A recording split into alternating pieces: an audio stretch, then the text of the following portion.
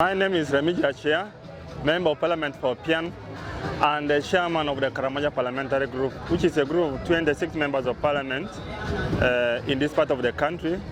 Karamoja is a unique part of the country of Uganda.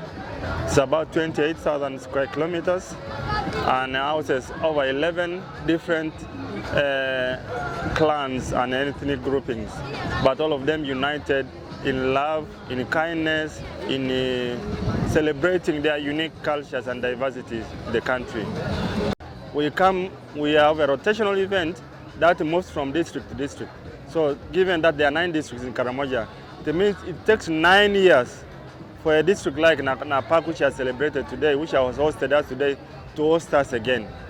Now the question is, what are we celebrating? We are celebrating our diversity, we are celebrating our norms, our traditions, our cultures, our language, our heritage, and all the positive aspects of our culture that bring us together, that unite us, that bring us as a region together, and celebrating this in unity with the rest of the region. The Atakere clan, the Atakere peoples are scattered both in Uganda, in South Sudan, in Kenya, in Ethiopia. As you saw today, we have members of parliament from Ethiopia, without the translation speaking the same language. We have members of parliament from South Sudan, members of parliament who represent the GA of South Sudan, and those representing the Toposa of South Sudan, and those represent the Turkana. We also have people from West Pokot. That is what we are celebrating. And our constitution provides under objective principles that we must enhance and promote culture, we must promote unity, and this is a celebration we're having today. Whereas other regions of Uganda may have kingdoms, here we have elders' councils. And all these 11 tribes in Karamoja have a unique way. Each clan, each grouping has its own elders and the top elder in that grouping. So today you saw the culture and the clan of elders across the region. The statement that was issued today was a result of consultations, over weeks of consultations.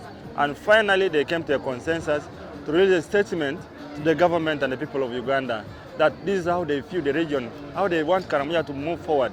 One of the unique things I cannot forget is that they want their children to go to school.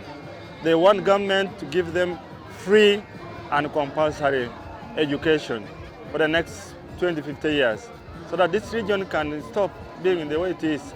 The level of literacy here is below 20%, which is really not compared to 76% for the rest of the country.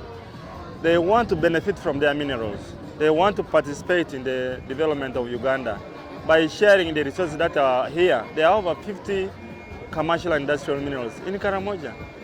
We have land, which is about 10% of the Republic of Uganda. We have wildlife.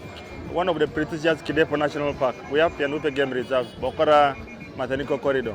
This is a wealth that is here and can attract tourists and change the landscape of this country. We have a rich culture that can be promoted for the rest of the world to see, and the rest of Ugandans to come and visit here and see. We have been known for the negative aspects, but really, Ugandans should come and see the positive aspects of Karamoja. We thank the government and we thank President Museveni for the disarmament. That removal of illegal guns in the hands of people should be sustained. But we are tired of ping pong.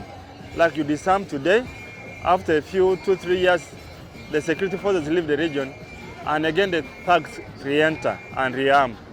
We want a clear, consistent, and sustained security strategy for Uganda, and especially for Karamoja. We want a special strategy to secure this region for the next 30-40 years, so that the environment here can change and people abandon this reckless way of life of going to running around stealing people's animals.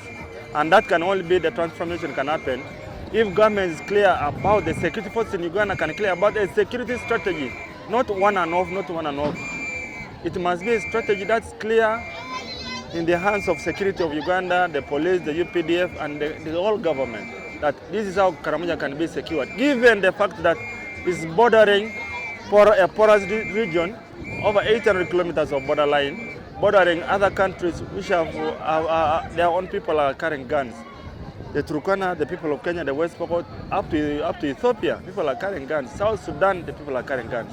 So we want a clear strategy, not just this disarmament exercise going on right now, how this area can be secured.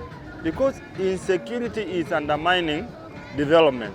It's not just a security matter, it's also a development matter. And that's what we are saying. Please, government, thank you for disarmament, but come with a strategy that will last forever. As part of that, we cannot wait for our neighbors to disarm. We must secure our country, we must secure our borders. Number two is really question of education. That will transform this region. The rest will fall in line.